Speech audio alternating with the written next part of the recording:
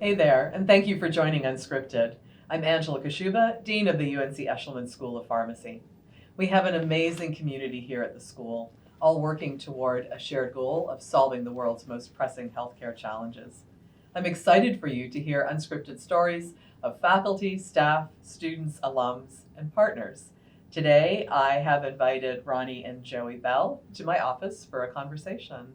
Welcome, and thanks so much for joining me. Yeah, thank you for having us. Good to be here. So you guys are brothers Yes. and Tar Heels, Yep. which is awesome. So Ronny, you are the Fred Eshelman Distinguished Professor and Chair of one of our divisions, DPOP, and you are also a cancer health equity researcher. Yes. And Joey, you are a pharmacist and a physician. And what I love is that you are the first Native American pediatrician in North Carolina. Yes. Both of you are amazing. And so I'd like to know, you are both registered members of the Lumby tribe.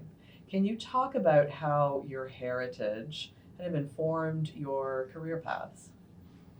Sure. Well, for me, American Indians nationwide, but particularly here in North Carolina, have numerous health disparities. And so there's not a lot of research to help inform implementation of interventions or community-based programs to address those interventions. So for me, at least, that's a passion that I have, that there is a lot of resilience in the community, but also, needs that need to be addressed to overcome those challenges. Yeah. I think for me, growing up, I noticed that there was a lack of good pediatric care in the Lumby community. And so I loved working with kids, and I felt pediatrics would be a good way to go. And then it's given me a chance to work in other Native communities across the country because they see the same kind of problems, health disparities that we see in Robinson County. So it's really been a dream come true for me. That's awesome. Can you talk both about your career paths and how you've gotten to where you are and kind of your thought process and decision making on the way? I think both of ours are a little different. Yeah, I mean, for me, I went to undergrad here at UNC back in 1981. Actually got my degree in public health nutrition and kind of had it in my mind that I would work in the nutrition profession in some form or fashion, and went to graduate school at UNC Greensboro and really got a passion for research and was able to do a postdoctoral fellowship at Wake Forest. And from there, joined the faculty there in public health sciences. And so, I love public health as a profession because it allows you to work across a number of disciplines and to be able to respond to the most pressing healthcare needs in a community. So, started here in the School of Pharmacy in January, and our division, the Pharmaceutical Outcomes and Policy, we really kind of are a blend of pharmacy and public health. So it was a great fit for me. That's terrific. Yeah, my background, Angela, is kind of weird. I mean, but it does tie back to where I'm from, and in a poor Native community. I was in high school in the mid '70s, and back then in my high school, you would have 2 minutes with the counselor. You go in alphabetically. What do you want to do? Yes. And I told the guy I wanted to go into medicine. He said, "Well, why don't you think about pharmacy?" And I think the reason he said that at the time is he, at that time, had a son who was here in the School of Pharmacy and may have been one of the first natives to graduate from this school. Wow. So he's just telling me what he knew. Yeah. At that time, there were no physicians who had graduated from our high school. So came here, loved it. The School of Pharmacy was awesome, but I wanted to work with kids. Yeah. I just loved working with kids. So then got into the medical school. And then from there it was pediatric residency, and then it's been, working in Native communities ever since. Yes, that's amazing. How did your time in the pharmacy school and graduating from pharmacy help with your medical career? Just being in a health field, then going to medical school was a great was a great start for me. So the other thing it did for me is it brought me out of the big general college into a smaller, more intimate environment, which was much better for me to learn I see. Yes, as a yes. junior. So that was great. Yeah, okay, all right, terrific. And Ronny, now with your connection to pharmacy, so how has the journey been for you at the pharmacy school and coming back to Carolina? One thing that I did think about in coming here is that, I had a lot of friends that were here at Carolina and had, connections in public health and the Shep Center and the Cancer Center and the American Indian Center. So if anything, I've had to kind of manage, manage myself and just not be like a kid in a candy shop and just say, oh, look at all of these wonderful opportunities. But it's been, in less than a year, it's just been an amazing journey. And, thank you for your leadership here in the school and bringing me here in this leadership capacity. So. Yeah. Well, we're just delighted that you're here, and I think you're right, and it's almost hard to say no. Yes. Because there's so many really wonderful things Yes. to do here and Yeah. accomplish. Yeah. Good. Can you talk a little bit about Native American health and healthcare and your perspective on things that are happening now for Native Americans and then the future of healthcare for Native Americans?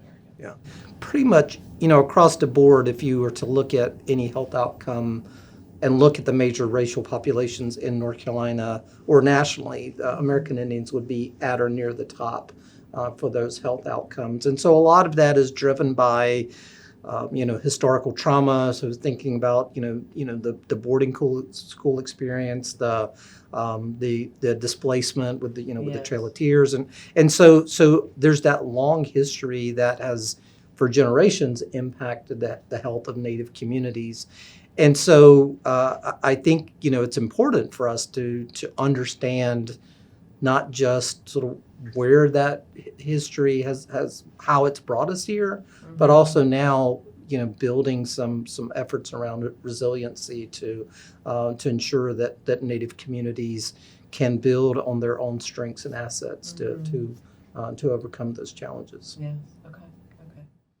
So I think our job is, especially as a Native pediatrician, is to make sure that we're getting kids started on a good getting a good start in life. The studies that show how early nutrition and breastfeeding and proper sleep. I mean, all of those things that you can be teaching parents and kids early and make an impact on these Native kids later. And I think the other thing too is, especially in Native communities, you still have a lot of traditional and Native medicine that is practiced, a lot of natural and herbal medicines. Yes. And I do want to be able to be, culturally sensitive to people coming and talking to me about those things and making sure that that I can, make a difference in how they're thinking about their health care as it comes to traditional medicine. Yes.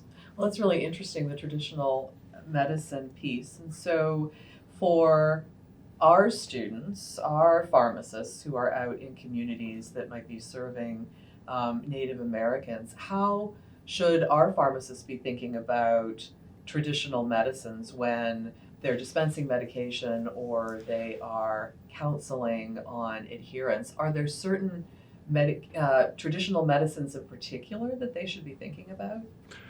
I know a good friend, family doc in Washington, Seattle, who had a patient who was ending up in the ER with extreme hypoglycemia, really low blood sugars, and come to find out later, this was a Native woman, that she was taking her metformin from her family doc, which her pharmacist is dispensing, was also taking a natural herbal hypoglycemic. I see. Yeah. Well, she wasn't telling either one, Yeah. And so I think that rapport and making sure people understand clearly, I can trust this person. Right. Yes, this is part of my culture, but I can trust this person to say what I'm doing is key. Right. Yeah, and absolutely keeping an open mind, asking the right questions. Exactly. So, It's not our role as healthcare providers, I don't feel like, to look negatively at the traditional healthcare practices of other communities. Mm-hmm. It's our role to understand it. Right, that's right. Yeah. No, I love that because we're thinking about medicinal garden Yes. in the pharmacy school to be able to create more awareness Mhm. of natural products Mhm. and popular products that people are taking. And so we want to be able to provide our students with more education Mhm. around that because it's quite prevalent in society. Mhm. So, okay, very good. So tell me about the beaded pieces that you are wearing. They're wonderful. Well, mine, so the bolo is in the shape of a turtle. And so the turtle is an important animal in the Lumby tribe. And sort of the color images in the middle is the pine cone patchwork, which is unique to the Lumby tribe. And Yes. a lot of the regalia that you'll see with Lumby, particularly Lumby women, has this pine cone patchwork on it.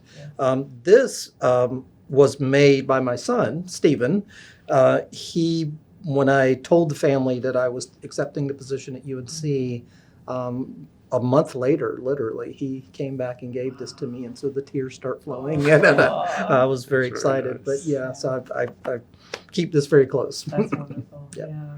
Enjoy Yeah, it. and mine is just a traditional rosette beaded bolo that I've had from Oklahoma, where I did my Indian Health Service work many years ago, and I love this piece.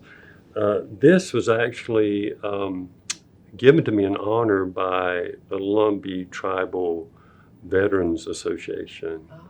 Oh, I am a veteran, but I'm not a veteran of foreign wars, which you have to be in the Lumby Tribal Veterans Association. But they give it to me as an honoree, so Wow. I'm very, proud of that. that's wonderful. So let me switch gears a little bit and tell me what you two do for fun. You're both very busy individuals, and you have children and you have grandchildren. And so, what do you do for fun and to take care of yourselves as well? Do you want to jump on that one first? Yeah, we're both very busy people. Mhm. I like to travel.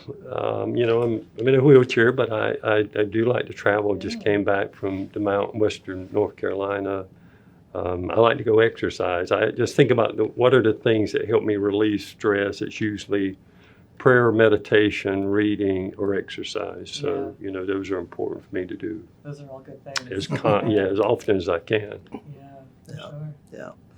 Yeah, and I love spending time with my family, my wife Natalie, and we have 3 sons, 2 of whom live in Greensboro with us and near us, and one that lives here in the Triangle, and then we have 2 grandchildren, Everett, who's 3, and Hayes, that's 1, and we get to keep them during the day, and that's a lot of fun. So, but for me, I love to exercise.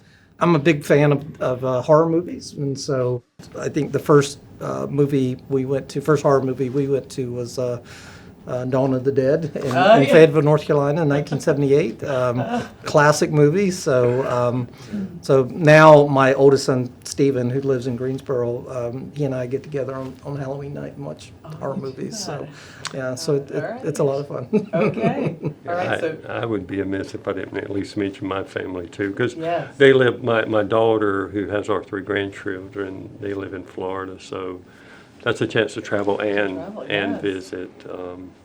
And my son actually works here at UNC in the School of Admissions. Oh, that's terrific. And lives in Durham, so that's a chance for us to travel. Me and my wife Vicky to travel and see them. So. Oh, that's wonderful. Yeah, Well, I'm it's glad you guys fit in a little bit of time for yourselves and time Yes. for your family as well. Yes. Thank you so much for being with me today. I just love everything that you're doing. I love that you're both affiliated with the UNC Eshelman School of Pharmacy, that you're both Tar Heels, and that you're really both leaders in your communities. So thank you so much. It's been an honor to speak with you. And thank you. And I'd like to thank you for watching. We love sharing stories of those who make the UNC Eshelman School of Pharmacy excellent. We hope you'll join us for the next episode of UnSCRIPted, conversations with people who are advancing medicine for life.